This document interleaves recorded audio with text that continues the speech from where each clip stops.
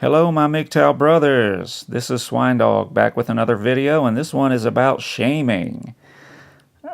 We hear that word a lot in the manosphere and elsewhere on the internet, and I just want to give a few thoughts about that. First of all, I don't think shaming is always wrong. Sometimes it's appropriate. Slut shaming, for example. If someone's acting like a slut, they should be ashamed of that. Now, women use that term as though any any idea of their behavior being shameful, is unacceptable. Like you can't point at any kind of behavior that a woman engages in and shame her. Like that's always going to be wrong. And yet and still, they're very skilled at using shame against men. We MGTOW guys know that. So why would a woman shame MGTOW? That's pretty clear cut. I was listening recently to one of Thomas Lundy. Knowledge is Power is the name of his channel now. And he made the point that MGTOW takes women's power away. If you're not pursuing women for sex, they don't have a whole lot other than that to use as a power trip over you. So yeah, women will shame MGTOWs for that reason, and most of us, I think, understand that. But why would men shame MGTOW?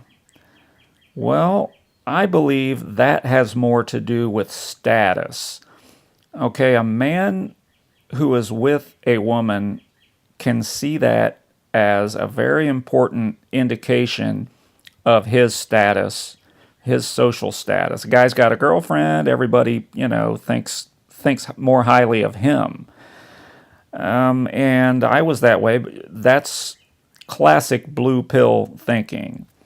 I used to think there were two kinds of men in the world. Ones that had a woman and losers.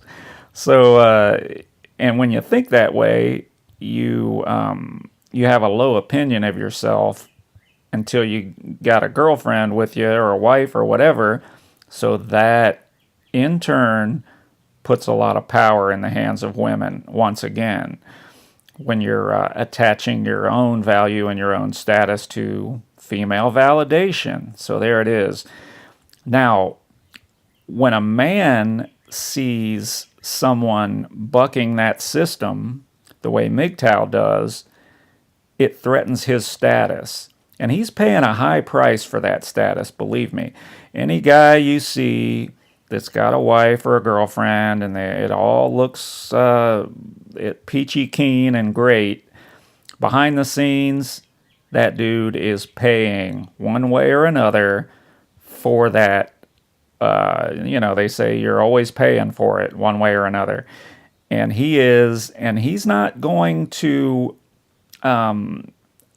let that status be diminished when he's paying such a high price for it. So when he sees you as a MGTOW guy, if he catches wind of the way you're talking and the way you're thinking as a MGTOW man, that's going to be the guy that asks if you're gay or wants to call you a loser who can't get laid and all that stuff. All the typical shaming stuff that will come from a man.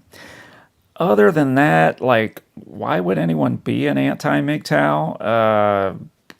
I've always found that weird. Like, when guys sort of take it on as a cause online to be anti-MGTOW. PUA marketers, I suppose, have a pretty obvious motivation for being anti-MGTOW. But for the most part, I believe, to wrap this up and sort of condense my thoughts, women shame MGTOW because they fear losing their power over men. Men shame MGTOW because they fear losing their status